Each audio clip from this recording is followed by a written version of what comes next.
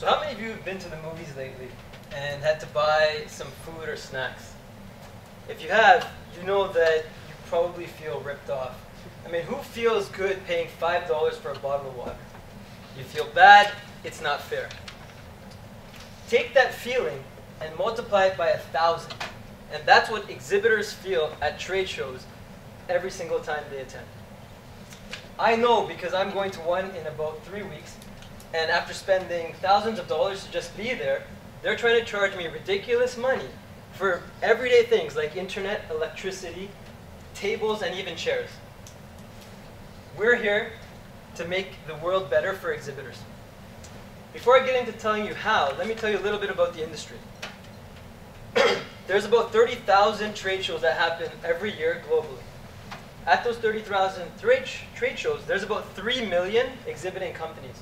And they're all there for one reason. They're looking for new customers, or in the industry, leads.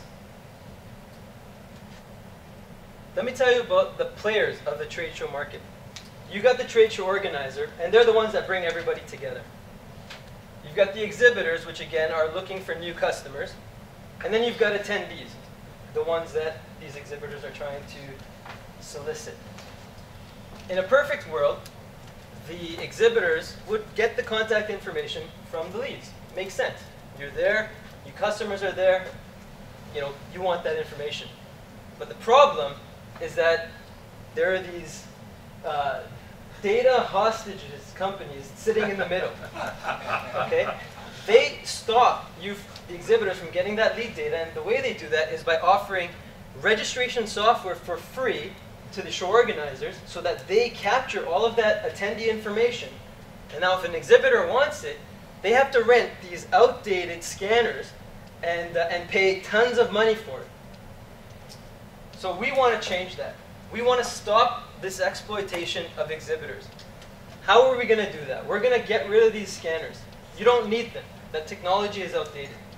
We're going to replace these dinosaur lead registration companies with more open standards, like Eventbrite, for example. We're also going to give attendees, or the leads, some sort of identification that says, this is who I am, this is my name, phone number, email address, company, title. We're also going to give the exhibitors a platform to capture that information. That is QuickTapLead. That is our product. That data is collected using our platform, stored in the cloud, and you get all kinds of benefits. Namely, the most important is disruptive pricing. We are significantly cheaper than those scanners of yesterday. We make it very easy and interactive for somebody to be able to qualify a lead, ask questions, find out more than just their contact information. We integrate with Salesforce, CRM, as well as others to come. And we offer things like analytics. We don't have time for a demo, but our product was launched in January of this year, and it's gaining quite a bit of traction. And the show that we're going to in a couple of weeks is actually the exhibitor show, and we've been selected to be a part of the new product showcase for this industry. Business model is simple. It's software as a service. We sell lead credits. You buy lead credits. So if you think you're going to get 1,000 leads, you buy 1,000 credits. It costs you 20 cents a lead. And it's pay as you go. So if you don't use them in this show, you can use them at the next show or the show after that. Why us? So our executive team is founded by Waterloo graduates, so we know our technology. We've also been around since 2010 providing data collection software for mobile devices like tablets. And so we've learned about how to market SaaS products, how to build foundation, good technology, and we've got ahead of the game. What we're looking for are advisors, mentors, investors, and strategic partners, which are key for the success of QuickTapLead. Thank you.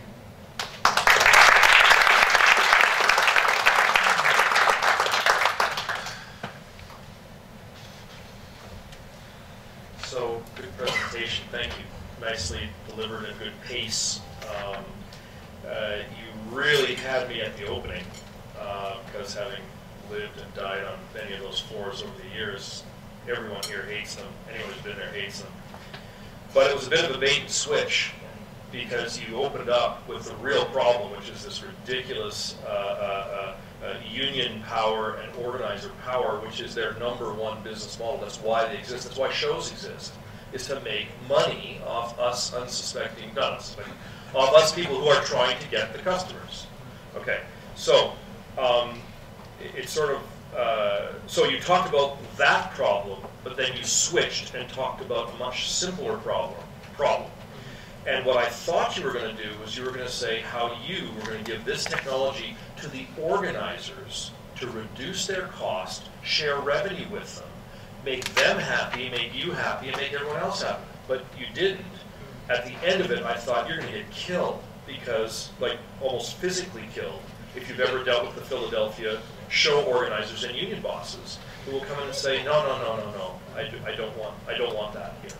So that's something you would really, really need to do, is to talk about that ecosystem, which you pointed out very accurately, but then didn't talk about how you're going to align incentives across that ecosystem to make them want your product. And also, customers actually don't want to give you leads. In fact, one of the challenges of trade shows is that you're trying to entice customers to, in fact, give you your leads because of your good presentation and so on. But generally, they don't want a free flow of customers don't want a free flow of their information to you. You want it from them, but they don't want it to you. And so, those are the basic ones. Thank you. Can you be one of our mentors and advisors? God, I don't want to deal with trade shows.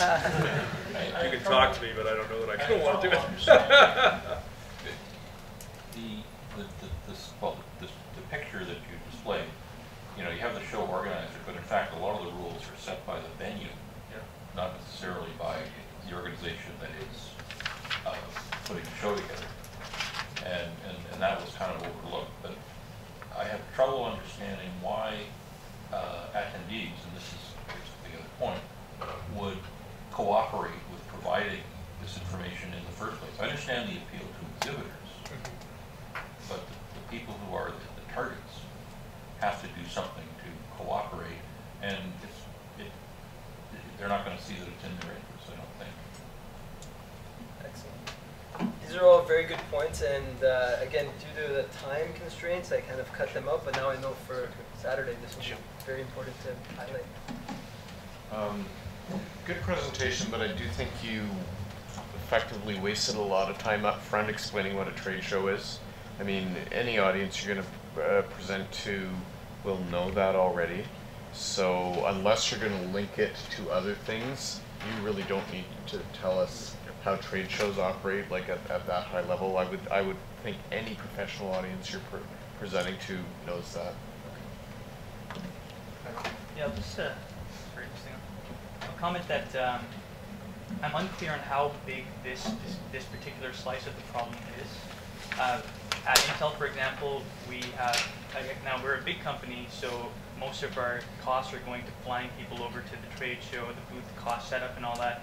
I think this aspect is a bit of a rounding error. Now, I may be incorrect there. If you can dig up some stats and let me know how big of a problem this is in particular. Also, the earlier reference to the movie ticket analogy, while it's interesting, see, the cost of a movie might be $10 for a movie, and two of you are going as $20. Now, you would also spend pretty much the same amount if you're buying like a lot of food, or 50% of that, right, for the experience. So if I'm spending several $100,000 to go to a trade show, and let's say I was spending half of that on leads, I totally get it. It's a massive problem. But right now, I'm unclear how big this problem is. And then there are all these other issues with the unions and all that as well. So if you could perhaps figure that out, your total addressable market, I think very quickly you'll know whether or not this is something that's even worthwhile pursuing. And then you do have the other environmental factors, such as unions and issues.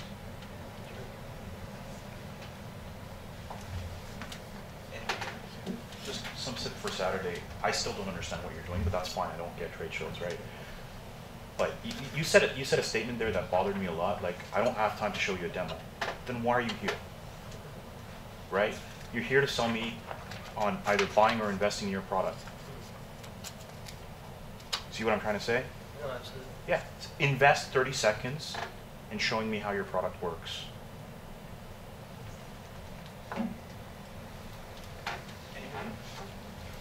Any more comments or feedback? I am mentoring Ravin already, so I'll reserve my comments. Okay. Okay. All right. So this was a wonderful first half.